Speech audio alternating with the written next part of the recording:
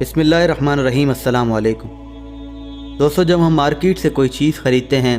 تو اس چیز کے ساتھ بنانے والی کمپنی کی طرف سے ایک تحریر ملتی ہے جس پر اس چیز کے سارے فنکشن، استعمال کا طریقہ کار، حفاظتی تدابیر اور دیگر ضروری معلومات درج ہوتی ہیں، جو ان بنانے والوں کو ہی بہتر طور پر معلوم ہوتی ہیں، اور اس چیز کی بقا، کامیابی اور سارے فوائد کا دار و مدار انہی ہدایت پر عمل کرنے میں مضمر ہوتا ہے۔ اسی طرح یہ ساری کائنات اللہ عز و جل کی بنائی ہوئی ہے۔ اس کی ساخت اور ترکیب کے اجزاء اور ان کے بارے میں معلومات اس سے بڑھ کر کسی اور کو پھر کیسے ہو سکتی ہے؟ انسان تو اس کی شاہکار تخلیق ہے، اور وہ خود فرماتا ہے کہ میں نے اس انسان کو عبث اور فضول پیدا نہیں کیا۔ تو اب یہ تو ہو ہی نہیں سکتا کہ اس عز و جل نے اس کی فوز و فلاح اور کامیابی و کامرانی کے حصول کے طریقے نہ بنائے ہوں، اور وہ طریقے اس سے بہتر نہ کوئی جان سکتا ہے اور نہ بتا سکتا ہے۔ بحیثیت اس کی انسانی مخلوق ہونے کے اپنی کامیابی کے لیے ہمیں اس کی ہی ہدایت پر عمل کرنا چاہیے تھا، لیکن اس کا ہم پر مزید کرم یہ ہے کہ اس نے ہمیں اپنے اوپر ایمان رکھنے کی لازوال اور بے مثال سعادت عطا فرما رکھی ہے۔ ہمارا معبود و مسجود بھی وہی ہے، اور خالق و مالک اور رب بھی وہی ہے، چنانچہ ہم پر تو اس نسبت کی بنا پر اور زیادہ لازم ہو جاتا ہے کہ ہم اپنی کامیابی و کامرانی اسے ہی سمجھیں جو وہ فرمائے، اور اس کامیابی و کامرانی سے ہمکنار ہونے کے لیے اس گفتار و کردار کو اپنائیں جو وہ بتائے۔ دوستو، اس کی ہی تعلیمات کی روشنی میں مساجد کے مؤذنین دن میں 5 مرتبہ حی علی الفلاح کی صدائیں بلند کرتے ہیں۔ وہ دن میں 5 مرتبہ آؤ کامیابی کی طرف کی صدا لگا کر ہمارے اذہان میں تازہ کرتے ہیں کہ کامیابی کیا ہے اور کہاں ہے۔ اگر یہ فرمان صرف ایک بار بھی ہوتا تو ہمارا یقین و عمل یہ ہونا چاہیے تھا کہ ہم اپنی کامیابی کو اسی میں ہی مضمر سمجھتے،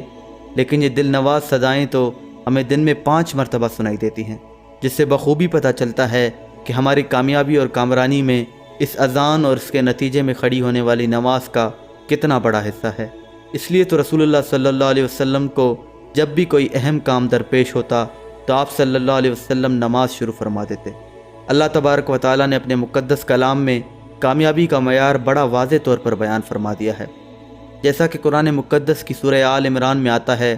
پس جو شخص آگ سے دور کر دیا گیا اور جنت میں داخل کیا گیا، بے شک وہی کامیاب ہو گیا۔ دوستو، قرآن کے اس ارشاد سے واضح ہوتا ہے کہ کامیابی ان امور اور اطوار کو اختیار کرنے میں ہے جو جہنم سے دور اور جنت سے قریب کرتے ہیں۔ اللہ تبارک و تعالیٰ نے تو فرما دیا ہے کہ ہم نے انسان کے سامنے کامیابی اور ناکامی دونوں راستے کھول کر رکھ دیے ہیں۔ اب انسان کے اپنے اختیار میں ہے، جو چاہے تو انہیں مان کر کامیاب ہو جائے، اور جو چاہے تو نہ مان کر ناکام و نامراد اور جہنم کا ایندھن بن جائے۔ دوستو، ہمیں اللہ تبارک و تعالیٰ سے اس کا فضل مانگتے رہنا چاہیے کہ دیگر نعمتوں کی طرح کامیابی اور کامرانی بھی اس کے فضل کے ہی مرہون منت ہیں۔ دوستو، کامیابی اور کامرانی کے لیے جس طرح ایک مخلص اور مکمل ہادی اور رہنما کا ہونا ضروری ہے، اسی طرح کامیابی کی خواہش رکھنے والے کے لیے چند اور صلاحیتوں کا ہونا بھی لازم ہے، اور اللہ تعالیٰ نے قرآن مجید میں وہ بھی بتائی ہیں، مثلاً دانائی، بینائی، سماعت، زندہ اور سلیم دل وغیرہ وغیرہ۔ دوستو، اللہ کے رسول صلی اللہ علیہ وسلم کا ارشاد ہے کہ اللہ تبارک و تعالیٰ کے 2 انعامات ایسے ہیں کہ لوگوں کی اکثریت ان کے اندر سخت گھاٹے میں مبتلا ہے۔ ان 2 انعامات میں سے ایک چیز صحت ہے اور دوسری چیز فارغ وقت۔ حضرت سیدنا عمر فاروق رضی اللہ تعالیٰ عنہ کا ارشاد ہے کہ مجھے یہ دیکھنا سخت ناگوار گزرتا ہے کہ میں تم میں سے کسی کو خالی اور بیکار دیکھوں، نہ تو دنیا کے کسی کام میں مصروف ہے اور نہ ہی دین کے۔ دوستو، فراغت اور ٹال مٹول کا چولی دامن کا ساتھ ہے، اور دونوں ہی کامیابی کے سب سے بڑے دشمن ہیں۔ اللہ کے رسول صلی اللہ علیہ وسلم کی جناب ابو ذر غفاری رضی اللہ تعالیٰ عنہ کو ایک نصیحت ہے۔ وہ نصیحت یہ ہے کہ اپنے آپ کو بہت بچاؤ اس رویے سے کہ اچھا تھوڑی دیر بعد کر لیتا ہوں، اس لیے کہ تم آج اس وقت تم ہو، اس کے بعد تو سمجھ لے کہ تم نہیں ہوگے، اور اگر اللہ کے فضل سے کل کی مہلت مل گئی تو اس میں بھی یہی سوچ رکھنا۔ اگر تم نے اپنے آج سے کل کر لوں گا نکال دیا تو تجھے کسی کمی کوتاہی رہ جانے کی ندامت نہیں ہوگی۔ دوستو، زندگی میں ناکامی اور آس امید کے ٹوٹنے اور بہت کچھ کھو جانے والے واقعات بھی ہوتے ہیں، لیکن اگر کوئی ان کو دل پر لے کر پڑ جائے تو کبھی بھی کامیاب انسان نہیں بن سکتا، بلکہ سبق سیکھ کر نئے جذبے اور نئے ولولے کے ساتھ دوبارہ میدان عمل میں کودنا بہت ضروری ہوتا ہے۔ غزوہ احد میں شروع کی شاندار فتح کے بعد نبی کریم صلی اللہ علیہ وسلم کی رائے پر عمل نہ کرنے کی وجہ سے پسپائی ناکامی اور بہت زیادہ جانی نقصان مسلمانوں کو برداشت کرنا پڑا۔ اس موقع پر بھی اللہ نے فرمایا، اور نہ کمزوری دکھاؤ اور نہ غم کرو، تم ہی بلند و بالا ہو جب تک کہ تم مومن ہو۔ دوستو، وہن بدن کی کمزوری کو بولتے ہیں، اور حزن دل میں پیدا ہونے والی نا امیدی، افسوس اور غم کو کہتے ہیں، اور یہ دونوں کیفیتیں انسان کو بزدل، درماندہ اور ناکارہ سا بنا دیتی ہیں۔ چنانچہ احد کی جنگ میں شکست کے بعد اللہ تبارک و تعالیٰ نے فوراً یہ اصلاح فرمائی کہ یہ وقتی نقصان ہے، اپنی کمزوریوں پر قابو پاؤ، دل میں یقین پیدا کرو، اور میرے اس فرمان تم ہی سب سے اعلیٰ ہو کو اپنا تمغہ سمجھ کر نئے جذبے، نئی حکمت عملی اور نئی تیاری سے کمر بستہ ہو جاؤ۔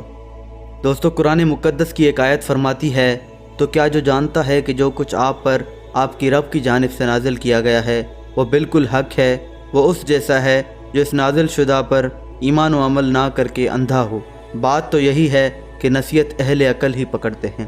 دوستو، یہاں اللہ تعالیٰ نے سبھی لوگوں کو دو حصوں میں تقسیم کیا ہے۔ ایک وہ جو اللہ کے رسول پر نازل کی گئی کتاب کو حق جانتے ہیں، اور حق جاننے کا مطلب اس پر عمل اور اس کے مطابق اپنی کردار سازی کرنا ہے، اور دوسرے وہ ہیں جو اللہ کے رسول پر نازل فرمودہ کو حق نہیں جانتے اور اللہ نے انہیں اندھا قرار دیا ہے۔ اس نصیحت کو فرمانے کے بعد بتایا کہ جو اس نصیحت کو قبول کرے وہ عقل والا ہے، یعنی جو اس پر کان نہ دھرے وہ لاکھ عقل مند بنا پھرے، لیکن خالق کائنات کی نظر میں وہ اندھا تو ہے ہی بلکہ بے عقل بھی ہے۔ دوستو، ہمیں چاہیے کہ ہم اپنے رب کے ارشاد پر ضرور غور فرمائیں، اور لگے ہاتھوں اس بات پر بھی غور فرما لیں کہ اللہ تبارک و تعالیٰ نے کیا نازل فرمایا ہے، وہ کہاں ہے اور کن کے پاس ہے، اور ان کے بارے میں آپ کا رویہ کیا ہے۔ اور اللہ تبارک و تعالیٰ نے اگلی آیات میں ان اہل عقل کی نشانیاں بھی بتائی ہیں۔ وہ نشانیاں یہ ہیں کہ وہ اللہ تعالیٰ کے ساتھ اپنے عہد کو پورا کرتے ہیں، اپنے پختہ قول و قرار کو توڑتے نہیں ہیں، اللہ نے جسے ملانے کا حکم دیا ہے اسے ملا کر ہی رکھتے ہیں، اپنے رب کی خشیت رکھتے ہیں اور بڑے حساب سے خوف زدہ رہتے ہیں، اور یہ لوگ اپنے رب کی رضا کی طلب میں صبر رکھتے ہیں اور نماز قائم رکھتے ہیں، ہمارے دیے ہوئے رزق میں سے پوشیدہ اور اعلانیہ خرچ کرتے ہیں اور برائی کا بدلہ اچھائی سے دیتے ہیں۔ اللہ تبارک و تعالیٰ سے دعا ہے کہ وہ یہ صفات اعلیٰ ترین پیمانے پر ہمارے اندر پیدا فرما دے۔ آمین یا رب العالمین۔